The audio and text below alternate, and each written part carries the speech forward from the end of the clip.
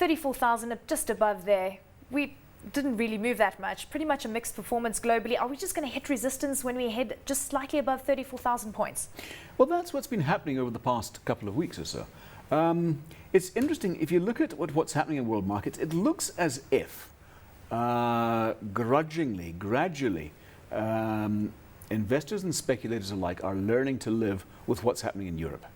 Now, if you look at the Greek situation particularly, it's actually significantly worse than it was a few months ago, in the sense that it looks like there's a very distinct possibility they're going to default now, just walk away, hands up and say cheers.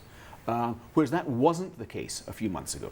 It's looking like it's deteriorating at a rate of knots. But markets look as if they've adapted to it. And yes, the banks are going to take some severe haircuts in many instances. But I think that's all been factored in now. And I think what we're looking at more and more is what's happening in the US, for example, where you're seeing some real traction being gained, and what's happening in the Far East. As far as our local market is concerned, it's truly fascinating to see what's been happening here. I mean, our retail sales figures came out today, and way ahead of what anyone was looking for. It's suggesting that the consumer, be it using unsecured loans from banks or whatever, it doesn't matter, is combined with a bit of pent-up demand, is spending far more. If you compare it to the US retail sales numbers which were released yesterday, 0.4% growth in Jan. For December, it was 0.4% growth. So these are dismal numbers that we're actually looking at for what we see in the US. So again, we're seeing quite a lot of issues that are coming through, but it seems that China is coming to this to save the world once again, saying that it's going to support the Eurozone crisis. Is this the right approach to take? Do you think that this is going to start rectifying a lot of the issues that we see on the economic perspective? I think it might well do that. If you look at what's happening in China, we're in what I'd call the third phase, where you're starting to see Chinese consumers spending at long last. And look, I think the Chinese will, to a limited extent, come to the aid, if you like, of Europe. But it'll come at a price, and they're not going to do it easily or quickly. Okay, so let's touch on Anglo Gold Ashanti. Bottom of the top 40 today, down around 3%. We saw headline earnings per share down 35%, but record profit numbers that actually came through for the company at around $1.3 billion. Yeah, I think as you saw earlier in that interview with Mark Cutifani, costs and safety are still of huge importance here, and they're having to spend an awful lot of money. I mean, this is the world's third biggest gold miner, and it's one of the reasons why we've cautiously avoided going into gold miners of any description. We've rather stayed with the gold ETF because we want an exposure to gold. But it's as you rightly say, you get this strange dichotomy. You get these record production numbers, record profits, and yet earnings are actually down.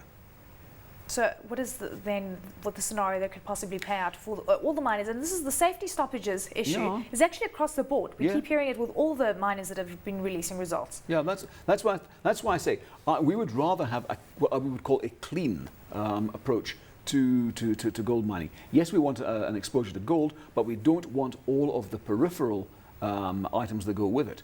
And I think, unless and until we see a gold price probably north of $2,000 an ounce, then and sustained for quite some time, then I think unfortunately we're going to have to live with these kind of things. We mentioned retail sales. Let's look at the top of the top 40. Massmart is up almost 2%, Truworths up almost 2%, Woolworths up around 1.4%, consumer-related stocks sort of at the top of the top 40. Do you think this is a baby knee-jerk reaction that we're seeing coming through? Because it's not shooting the lights out also on the positive front. I don't think it's knee-jerk, no.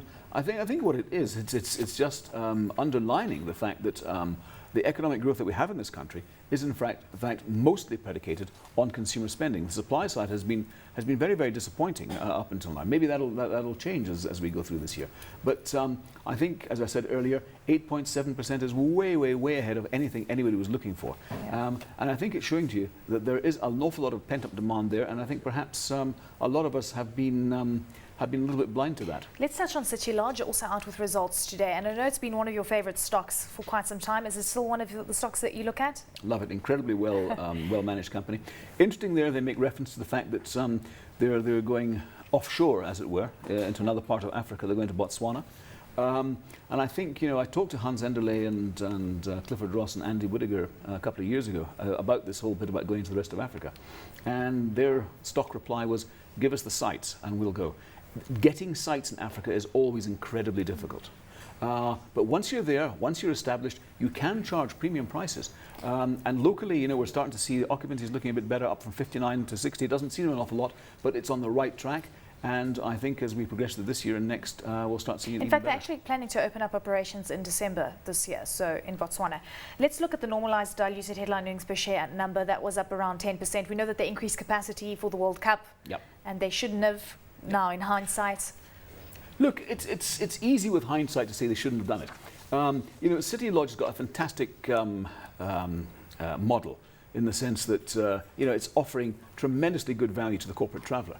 And I think what it did do, a lot of travellers who came out here for the World Cup saw this thing, and when they come back, and when you eventually get that repeat business, not if, when, it will come eventually, I think you'll start seeing those occupancies getting back into the mid to high 70s again. It'll take a bit of time, but it'll get there.